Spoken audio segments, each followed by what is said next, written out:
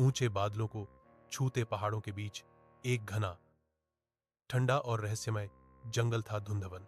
यहां सुबह सुबह इतनी घनी धुंध छाती कि पेड़ भी एक दूसरे को ठीक से न देख पाते। लोग कहते थे कि इस जंगल में कहीं एक पुराना राजसी खजाना छिपा है, पर उसके ऊपर एक भयंकर श्राप भी है। राज्य का नाम था चंद्रलोक और उसका राजा था अरिंदम सिंह। राजा बहादुर भी था और समझदार भी। बचपन से ही उसने खजाने की कहानी सुनी थी, लेकिन कभी उसे खोजने नहीं गया था। जब लगातार 3 साल खराब मौसम के कारण राज्य में फसलें खराब हो गईं, राजा ने तय किया, अगर खजाना सच में है तो मैं उसे अपने लोगों के लिए ढूंढ कर लाऊंगा। एक सुबह राजा अकेले ही जंगल की ओर निकल पड़ा। धुंध इतनी थी कि 10 कदम आगे भी दिखाई नहीं देता था। पेड़ों पर अजीब से निशान थे और हवा में एक डरावनी ठंड। थोड़ी दूर जाने पर अचानक किसी ने उसकी राह रोकी। एक बूढ़ा साधु सामने खड़ा था। उसने कहा, राजन, खजाना पाने के लिए सिर्फ बहादुरी नहीं, दिल की पवित्रता भी चाहिए। जंगल तुम्हारा इम्तिहान लेगा।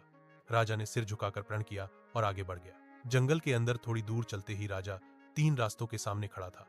पहले रास्ते पर काले कौए उड़ रहे थे, दूसरे रास्ते पर सूखी शाखाएं चरमराती थीं, तीसरा रास्ता सबसे शांत और साधारण था।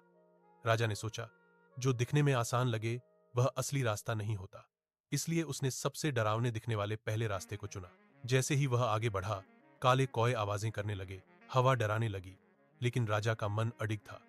कुछ आगे जाने पर कौए अचानक शांत हो गए और रास्ता साफ निकल आया। काफी देर चलते रहने के बाद राजा एक विशाल पत्थर के सामने पहुंचा, जिस पर एक सिंह का निशान बना था। उसने हाथ लगाया तो पत्थर खुद ब खुद खिसक गया और नीचे सीढ़ियां खुल गईं। राजा नीचे पहुंचा तो देखा सामने सोने, माणिक, मोती और अनमोल तलवारों से भरा एक बड़ा खजाना रखा था।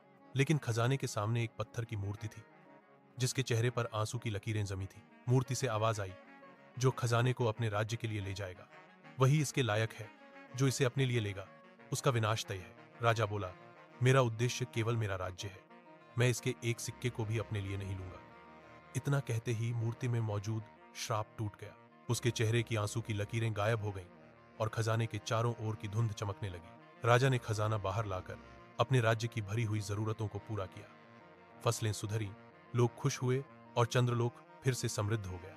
लोग आज भी कहते हैं, धुंधवन जंगल ने असली खजाना उसी को दिया जो दिल से राजा था।